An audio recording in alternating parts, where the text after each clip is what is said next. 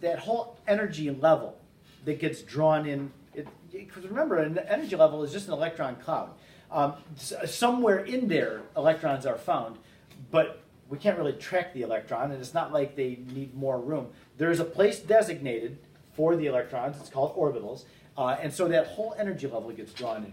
And as that happens, as the atoms are getting smaller, it's more and more difficult to remove an electron from them. So that's why, as we go across the row to the right, the ionization energy generally is going up.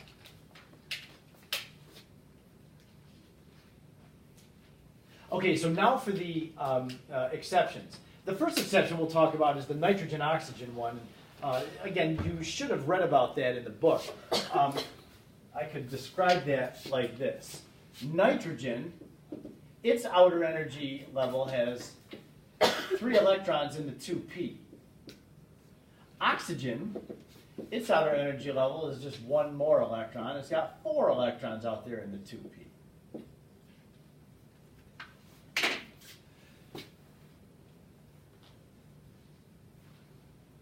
Now, nitrogen and oxygen are pretty far to the right, and they're pretty up high on the periodic table. These are very small atoms. I mean, they're really crammed in there together. You only have 2 electrons in 1s, and a couple of electrons in 2s, and then there's the outer electrons right there.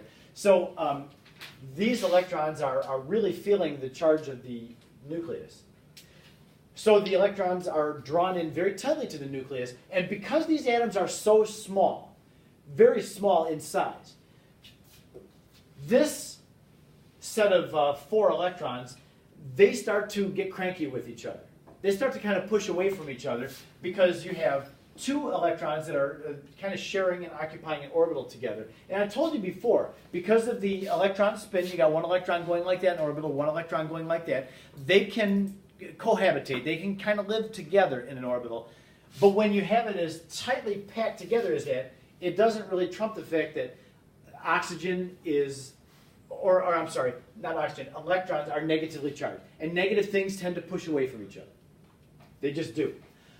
Even if they're spinning and making opposite magnetic fields, they're still negatively charged. So these tend to repel, and so because of that little bit of repulsion, it does make it a little bit easier to remove an electron than from oxygen than it is from nitrogen. Nitrogen, the electron arrangement is much more favorable. There's only 1 electron. Those are kind of out of phase with one another, and so they don't repel. They don't mind one another at all. Because remember, those orbitals are shaped and they don't overlap one another. So yeah, you have some repulsion going on in oxygen. And again, it really only happens in the top right area of the periodic table because those atoms are so small. As the atoms get bigger, there's more and more room for electrons, and they don't have to worry so much about the repulsion. Okay, now the other exception is the finishing the 2s going to the next sublevel where beryllium is a little bit more difficult to take an electron off than boron, even though boron's to the right of it. And then the same thing happens. We notice a big change here between magnesium and aluminum. The magnesium takes a certain amount of energy to remove an electron, and the aluminum is much easier to remove an electron. Why? Well, what we think is, and this applies to both of them because they're just down by, the second one is just down by a row, that the p electron that you're just starting there with boron and aluminum is kind of shielded from the nucleus. It can't feel the nucleus very much. It's the next sublevel out, and because of that, it's kind of easy to take the electron off when it doesn't feel the nucleus as much.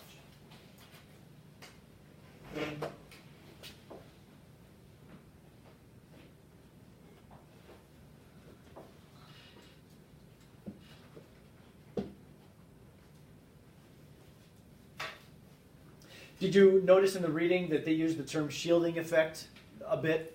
It was in there. And shielding effect is going to be pretty significant as to why these atoms do what they do. When you get a lot of energy levels piled up, the outer electrons can't really feel the nucleus as much because there's other electrons that are kind of in their way. So that's what the shielding effect is. We go with that? Can I change the slide? All right. How am I doing with that? Oh, this seems to never end. My life. Sorry. Okay, and then this is real simple. As you go down any family on the periodic table, let's just take a look at the noble gases because they really do stand out. Helium is real high, and the neon is lower, and argon is lower. And we can look at maybe the carbon family too. There's only two elements there, carbon and silicon. Carbon is there, silicon is noticeably lower. Lithium, sodium, potassium, this is pretty gradual, but it is decreasing as we go down the family. Atoms are getting bigger as you go down a family. The outer electrons are farther from the nucleus and they're not held as tightly, so it's easier to remove an electron. Ionization energy always decreases as you go down a family.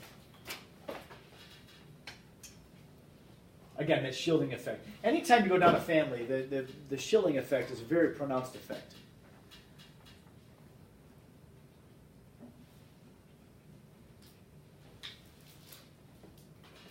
Matt. Would ionization energy increase from like calcium to like SC because it's like lower? The 3D is lower than 4S. No, 3D is higher energy than 4S. It's still in the third energy level, but it's a little bit higher in energy. That's why we have that order that we have.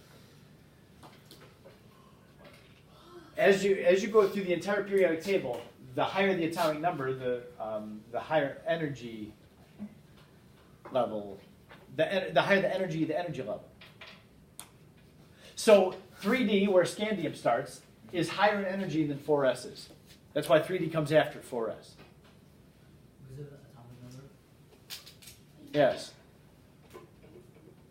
So your question was, what would happen with the Ds?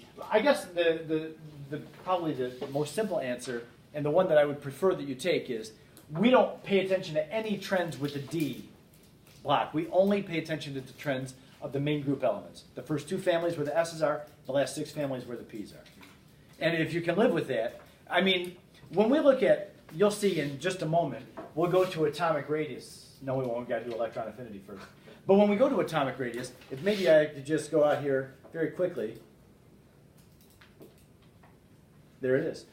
This gives us a picture of how the size of atoms changes as we go around the periodic table. And you can see in the D blocks, there's some funny things that happen that are hard to explain. Like, in general, scandium is a smaller atom than calcium. Generally, the size of atoms gets smaller as we go from left to right. You read about that. And yet, sometimes, like when you get to palladium, and then there's a big jump to silver. Well, how come there's that jump? What happened there? We're not going to bother worrying about that. It looks like there's almost, maybe I'm looking at this too deeply, but I'm not sure that all those have that shrinking effect there. Some of these may be bigger than the ones that came before, which would be an exception. So yeah, we are just not going to worry about the Ds.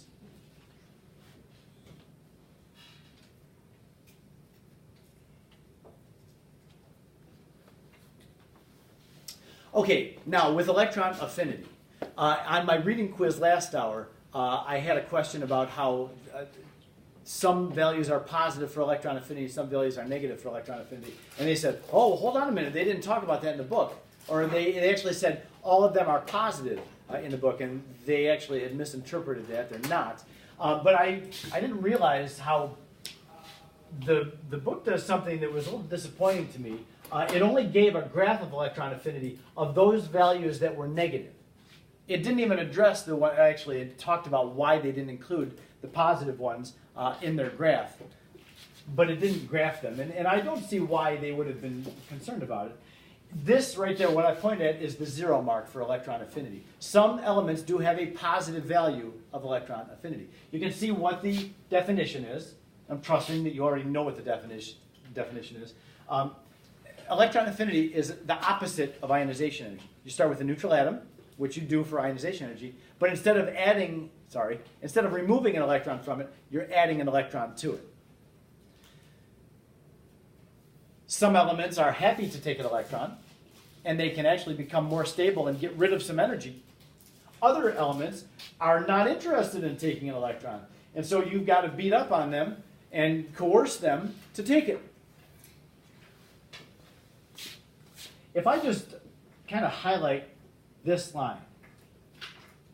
I can't draw a straight line very well, as you see. But that's the 0 line. So when we kind of highlight the 0 line, we can see very much what we expect down below the line.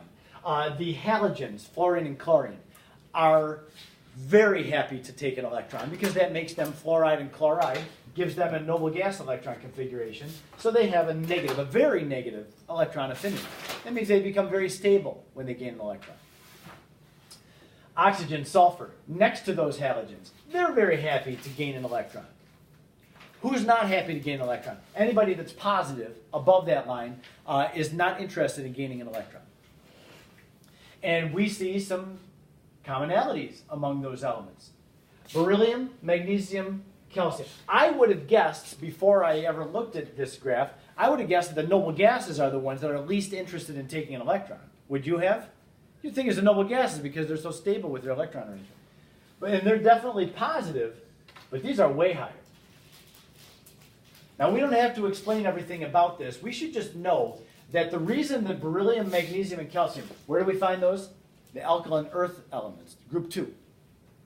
If they gain an electron, where does the electron have to go? It has to go to the next energy sublevel, doesn't it? Beryllium, if you add an electron to beryllium, it has to put it into 2p, where there aren't already any electrons. It's got to like open up another energy level, or sublevel at least, of electrons. So that is not interesting to beryllium to do that.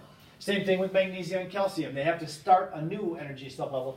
And just know that when you're trying to add an electron to something who has a full energy level or even sublevel, it's going to be difficult to add another electron to it. It's not going to want. Nabil? It would have to go into the 3D. Yeah. Which still, it still is not digging that. Yep. Fine. Yeah, it would have to go in 3D.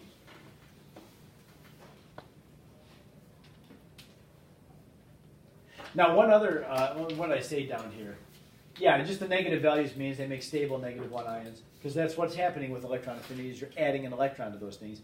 All these things end as a -1 ion, which is strange. Like when you talk about the electron affinity of sodium, where sodium is right there, it's actually a negative value, which means sodium doesn't really mind having an electron added to it. Remember, this is not really chemistry, it's more physics. We're talking about gaseous atoms, so we're talking about a gaseous sodium atom. It's kind of dumb to think about because we don't ever deal in chemistry with gaseous sodium, but it can exist, and when an electron is added to that sodium, it actually gives off a little bit of energy. That means it becomes more stable as an Na-1 ion, as long as it's in the gas phase. If it were a normal aqueous thing, it will not do that. So these, are kind of unique experiments that they do. Okay, just one other element that I would want to highlight, the nitrogen right there. You would think that nitrogen, because it's very far to the right on the periodic table, that it, as a nonmetal, would be interested in gaining an electron and have a negative electron affinity. It doesn't, though. It's right on the 0 mark, or maybe a little tiny bit positive. What's the deal with nitrogen? Why wouldn't it want to gain an electron? Emily? Because they're electron repulsion, because all 3 orbitals have a split. Same thing as what we talked about with that exception with the ionization energy. Because when nitrogen is like this, oh man, everything is good. It's got 3 electrons out there in 2p, and they're not bothering one another because they're not having to share the same orbital. But then if you're asking nitrogen to add 1 more electron to it, it doesn't have a choice. It's going to have to add it to share an orbital with one of these, and there's going to be some repulsion in there. So nitrogen is not real happy about that. Now you might say, well, how come oxygen looks like this? If you add an electron to oxygen, you'll have to add it and put it right there.